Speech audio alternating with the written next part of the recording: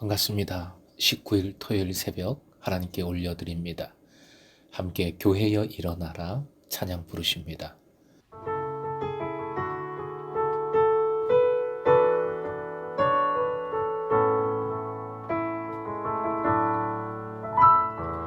교회여 일어나라 주께서 부르시니 두려움과 실패 내려놓고 교회여 일어나라 교회여 일어나라 주께서 보내시니 우리를 부르신 삶의 자리에서 교회여 일어나라 우린 세상의 빛 어둠을 밝히는 하나님의 편지 주를 나타내는 주의 교회 통해 우릴 더 세상이 주를 보리라 일어나라 아버지 사랑으로 아버지 능력으로 서로 하나 되어 그 빛을 비추라 노래하라 아버지의 사랑을 아버지의 크심을 이 삶의 노래로 주님을 나타내라 일어나라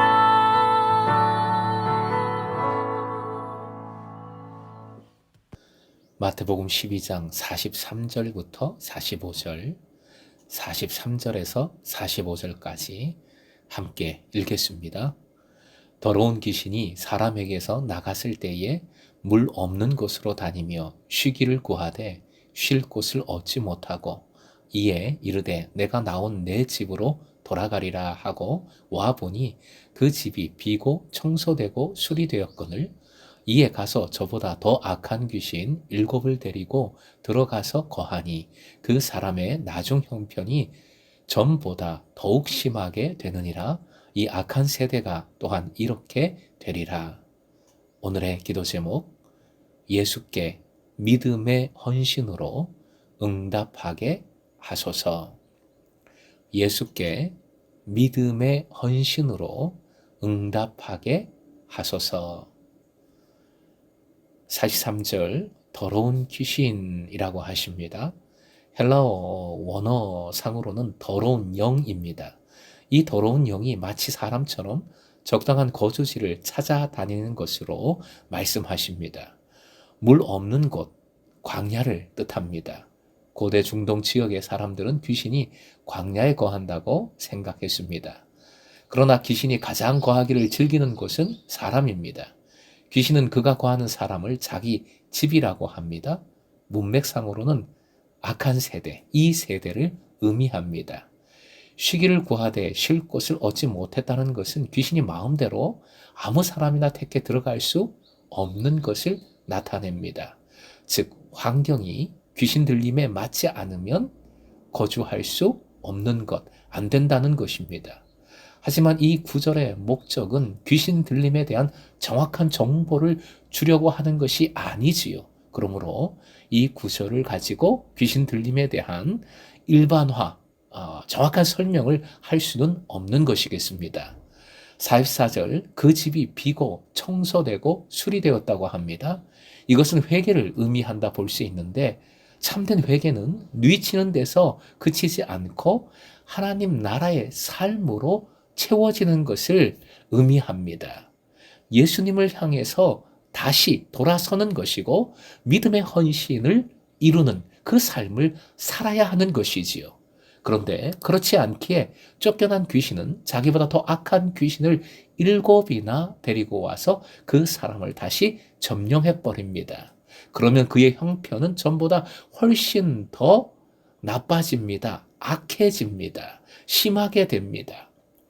인간은 귀신의 나라와 하나님 나라의 중간지대에 처할 수 없습니다. 귀신의 나라에 속하든지 아니면 하나님의 나라에 속해야 합니다. 그러므로 단순히 귀신을 쫓아내는 것만으로 만족해서는 절대 안 됩니다. 귀신이 나간 자리, 회개한 자리를 무엇인가 좋은 것으로 채워야 하는 것이지요. 예수님은 귀신을 쫓아내고 그 자리에 하나님의 영을 채워서 그 사람으로 하여금 하나님의 나라에 속한 사람이 되게 하십니다. 인간은 끊임없이 예수님과의 관계를 유지하며 하나님의 영으로 자신을 채워야 합니다. 그렇지 않으면 더 악한 형편으로 떨어질 것입니다. 이 악한 세대가 또한 이렇게 되리라 말씀하십니다. 문맥상 예수께서는 바리새인들에게서 만나는 불신과 그들에게서 나타난 반항에 이 비유를 적용하신 것이지요. 이 악한 세대는 귀신 축출을 포함한 예수님의 능력의 행동들을 경험하였고 그만큼 많은 유익을 얻었습니다. 그러나 회개가 없고 영접이 없고 예수님과 예수님의 목적에 대한 헌신이 없었기 때문에 이 세대는 전과 마찬가지로 악의 세력의 영적 횡포를 받기 쉽습니다. 진실로 이 세대가 후에 경험할 심판은 예수께서 전도를 시작하셨을 때보다 훨씬 더 심할 것입니다. 궁극적으로 이 말씀은 이 악한 세대가 또한 이렇게 되리라 라는 이 말씀은 최후의 심판을 뜻하는 것으로 보입니다.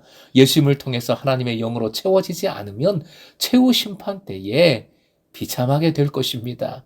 이스라엘 역사를 염두에 둔다면 예수님은 유대인들이 바벨론 포로 이후 이때까지 겪었던 역사적 고난보다도 예수님을 거부해서 최후 심판 때에 받게 될 고난이 훨씬 더 클 것임을 말씀하신 것이지요. 70년 로마에 의해서 예루살렘이 파괴되는 사건이 그러한 고난의 현실, 실현으로 볼 수도 있겠습니다. 사랑하는 금성의 제자 여러분, 악한 세력으로부터, 악한 영으로부터의 해방 또는 육체적 질병들의 치유와 같은 하나님 나라의 좋은 일들을 경험하는 것으로만은 충분하지 않습니다. 오늘날의 시대에도 악은 항상 되돌아올 준비를 하고 있기 때문입니다.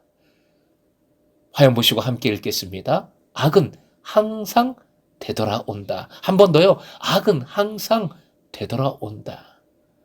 그렇습니다. 악은 항상 되돌아옵니다. 우리는 자꾸 악한 상태로 되돌아가려는 그런 성향을 보입니다. 우리가 계속 성숙함으로 정결함으로 계속해서 나아가야 하는 이유가 바로 여기에 있는 것이지요. 멈추면 안 됩니다. 멈추면 그 자리에 있는 것이 아니라 되돌아가 버립니다. 그리고 중요한 것이 있지요. 육체의 질병은 죽음을 피할 수 없는 우리의 어쩔 수 없는 운명의 한 부분입니다. 그러기에 육체의 질병을 벗어나는 것을 신앙의 목표로 삼는 것은 성숙한 믿음이라 할 수 없습니다. 하나님 나라의 표적들을 경험하는 특권을 얻은 사람들은 진실로 삶을 변화시키는 영성적인 방법으로 예수님에 대한 헌신과 제자의 삶으로 계속해서 응답해야 하는 것이지요. 이러한 응답이 없으면 되돌아갑니다. 악과 질병이 되돌아오는 비참함은 최초의 해방의 경험보다 구원의 경험보다 훨씬 더 심할 것이기에 우리는 깨어 있어 계속해서 주님께 대한 헌신과 제자의 삶으로 응답해야 하는 것이지요. 결국 본문의 주님의 명령은 바로 이거라고 할 수 있겠습니다. 결론은 이겁니다. 화면 보시고 함께 읽겠습니다. 시작. 예수께 응답하라. 믿음의 헌신으로 예수께 응답하라. 한 번 더요. 예수께 응답하라. 믿음의 헌신으로 예수께 응답하라. 믿음의 헌신으로 응답하는 제자들은 비록 일시적으로 질병과 심지어 죽음에 의해 큰 어려움을 방해를 받을지라도 귀신들이 되돌아오는 것을 걱정할 필요가 없으며 미래에 대해 떨 필요도 두려움을 가질 필요도 없는 것입니다. 금성의 제자들은 바로 이 믿음으로 하루하루 감사하며 기뻐하며 승리하며 평안을 누리며 하나님 나라를 경험하고 이루어 가시길 주님의 이름으로 축원드립니다.